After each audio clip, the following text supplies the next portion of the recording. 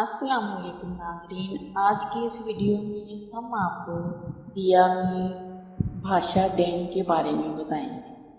اس سے پہلے کہ ہم اس ڈیم کے بارے میں بتائیں، آپ سے درخواست کرتے چلیں کہ یوٹیوب کے اس منفرد چینل دلکش ٹی وی کو سبسکرائب کرتے ہوئے ساتھ موجود گھنٹی کے بٹن کو بھی دبا دیں تاکہ ہر نئی آنے والی ویڈیو کی نوٹیفیکیشن آپ تک باقاعدگی کے ساتھ پہنچتی رہے۔ آئیے ناظرین، چلتے ہیں آج کے موضوع کی جانب۔ دیا میر بھاشا ڈیم۔ بروز بدھ وزیر اعظم عمران خان نے جس لمحے میں دیا میر بھاشا ڈیم کی تعمیراتی کام کا باقاعدہ افتتاح کیا، وہ کئی اعتبار سے ملکی تاریخ کا انتہائی اہم اور عجیب لمحہ تھا۔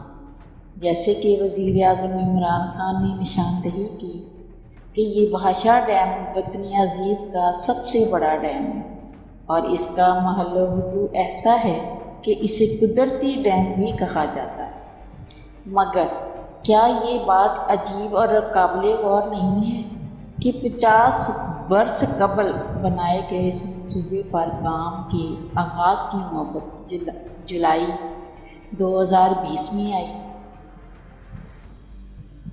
یہی کام اگر ابتدائی فیصلے کے فوری بعد شروع کیا جاتا تو اندازہ لگایا جا سکتا ہے کہ سستی ماحول دوست بجلی کے ذریعے ہم اپنی صنعتوں کو کتنی ترقی دے سکتے تھے، ایندھن کی درآمد پر کتنا زر مبادلہ بچایا جا سکتا تھا، فصلوں کی سیرابی کا اہم معاملہ بھی حل کر سکتے تھے اور روزگار کے مواقع بھی کتنا اضافہ کر سکتے تھے۔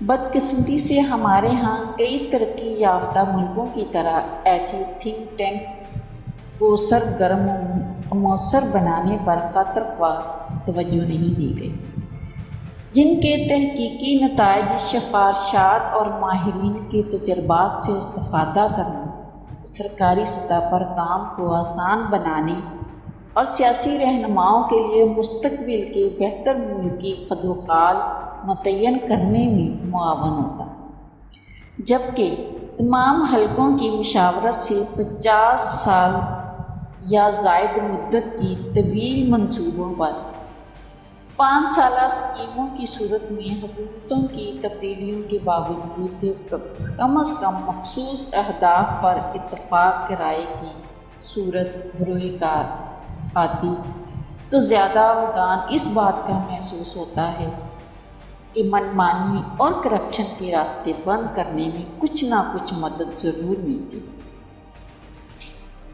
بہر طور پر یہ امر خوش آئند ہے کہ ایک جامع منصوبے کے تحت ملکی دریاؤں پر ایسی جھیلوں کی تعمیر کا کام جاری رہے گا جن کے ذریعے آبپاشی کے لیے وافر پانی دستیاب ہوگا اور سستی پن بجلی کی صورت میں صنعتی و کاروباری ترقی کے مواقع بھی بڑھیں گے اور عام آدمی کی زندگی میں روزگار کے مواقع سمیت آسانیاں میسر آئیں گی۔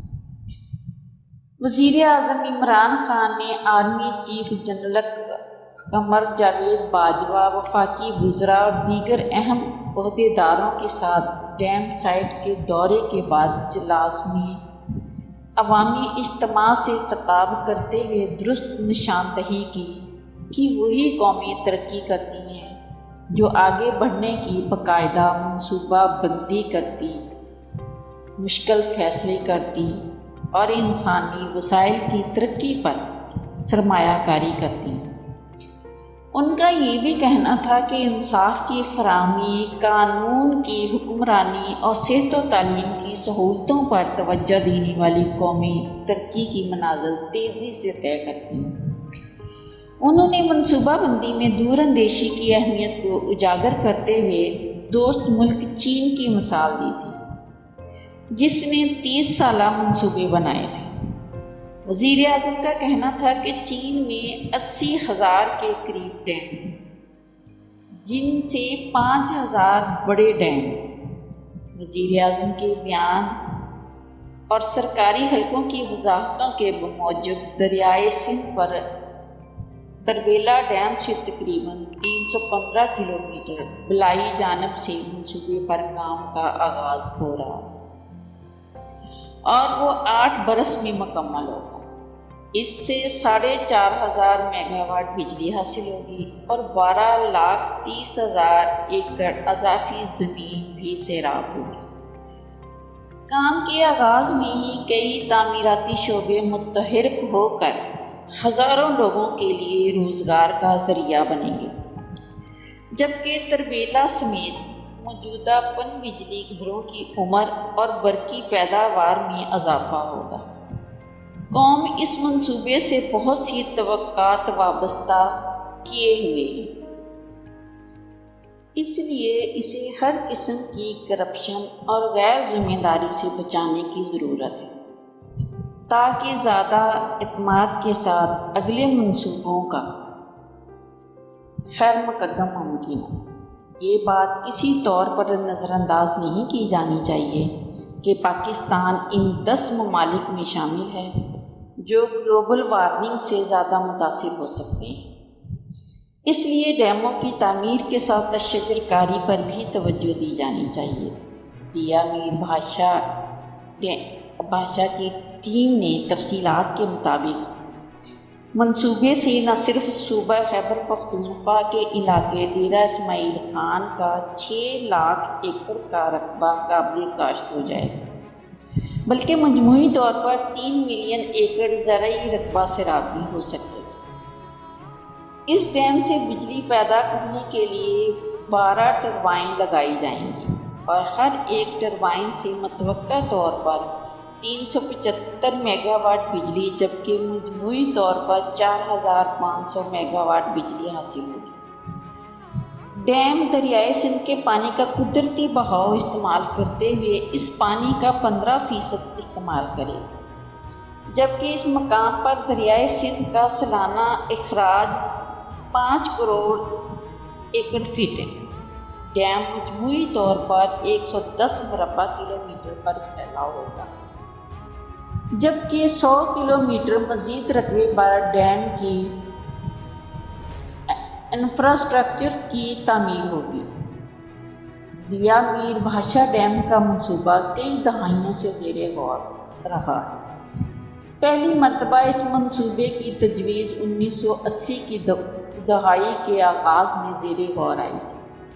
وابڈا کے مطابق ڈیم کی فیزیبلٹی رپورٹ پہلی مرتبہ 2004 میں تیار کی گئی، جبکہ 2005 سے 2008 کے عرصے میں دوبارہ اس کی فیزیبلٹی اور ڈیزائن پر کام ہوا تھا۔ اس منصوبے کا سب سے پہلے افتتاح 1998 میں اس وقت کے وزیر اعظم نے کیا تھا۔ پھر 2006 میں اس وقت کے صدر پرویز مشرف نے ڈیم کی تعمیر کا دوبارہ اعلان کیا اور ایک بار پھر ڈیم کا افتتاح کیا گیا، جبکہ بھاشا دیا میر ڈیم کا ایک اور افتتاح 2011 میں اس وقت کے وزیر اعظم نے بھی کیا تھا۔ بس افتتاح ہوتے رہے مگر کام شروع نہیں کیا جاتا، کیونکہ ڈیم کی تعمیر کے منصوبے کے اعلان کے ساتھ ہی ڈیم میں آنے والے 8 کلومیٹر رقبے کا تنازع کھڑا ہو گیا تھا۔ اس تنازع کی وجہ سے صوبہ خیبر پختونخوا کے علاقے کوہستان اور گلگت بلتستان کے ضلع دیا میر کے درمیان سرحدی علاقہ گندلو نالہ ہے۔ دونوں حکومتیں اس مذکورہ علاقے کو اپنی حدود میں ہونے کا دعویٰ کرتی ہیں۔ اس کا محل وقوع یہ ڈیم پاکستان کے شمالی علاقے گلگت بلتستان اور صوبے خیبر پختونخوا کے سرحدی علاقے بھاشا میں تعمیر کیا جانا ہے۔ اس کا کچھ حصہ خیبر پختون کے علاقے کوہستان میں جبکہ کچھ حصہ گلگت بلتستان کے ضلع دیا میر میں آنا ہے۔ اسی وجہ سے اسے دیا میر بھاشا ڈیم کا نام دیا گیا ہے۔ یہ ڈیم دریائے سندھ پر تعمیر کیا جائے گا۔ یہ تعمیر تربیلا ڈیم سے 315 کلومیٹر کی بلندی پر، جبکہ گلگت بلتستان کے دارالحکومت گلگت سے 165 کلومیٹر اور چلاس سے 40 کلومیٹر دور دریائے سندھ کی نچلی طرف ہے۔ وابڈا کے مطابق ڈیم کی بلندی 272 میٹر ہوگی اور اس کے 14 سپل وے گیٹ تعمیر کیے جائیں گے۔ اس میں مجموعی طور پر پانی کا ذخیرہ کرنے کی گنجائش 8.10 ملین ایکڑ فٹ ہوگی، جبکہ اس ہمہ وقت 6.40 ملین ایکڑ فٹ پانی موجود رہے گا۔ اور قبل ازیں وزیر اعظم کے معاون خصوصی برائے اطلاعات lieutenant general retired Asim Saleem Bajwa نے اپنی ٹویٹ میں دعویٰ کیا تھا کہ پاکستانیوں کو اس منصوبے سے 16,500 نوکریاں جبکہ 4,500 میگا واٹ بجلی کی پیداوار حاصل ہو۔ انہوں نے دیا میر بھاشا ڈیم کی تعمیر کے آغاز کو بہت بڑی خوشخبری قرار دیا ہے۔ پاکستان دیا میر بھاشا ڈیم کو بجلی اور پانی کی ضرورت کے لیے ناگزیر سمجھتا ہے۔ 60 کی دہائیوں کے بعد اب تک پاکستان میں کوئی بڑا ڈیم تعمیر نہیں ہوا تھا۔ پیارے ناظرین، امید ہے آپ کو یہ خوبصورت ویڈیو بھی ضرور پسند آئے گی۔ پسند آنے کی صورت میں اسے لائک کیجیے، فیس بک، واٹس ایپ اور اپنے دیگر سیاحت کے شوقین دوستوں کے ساتھ شیئر کرتے ہوئے ہماری حوصلہ افزائی بھی کیجیے، اور کمنٹ باکس میں اپنی قیمتی تجاویز سے ضرور آگاہ رکھیے گا۔ آج کی ویڈیو میں بس اتنا ہی۔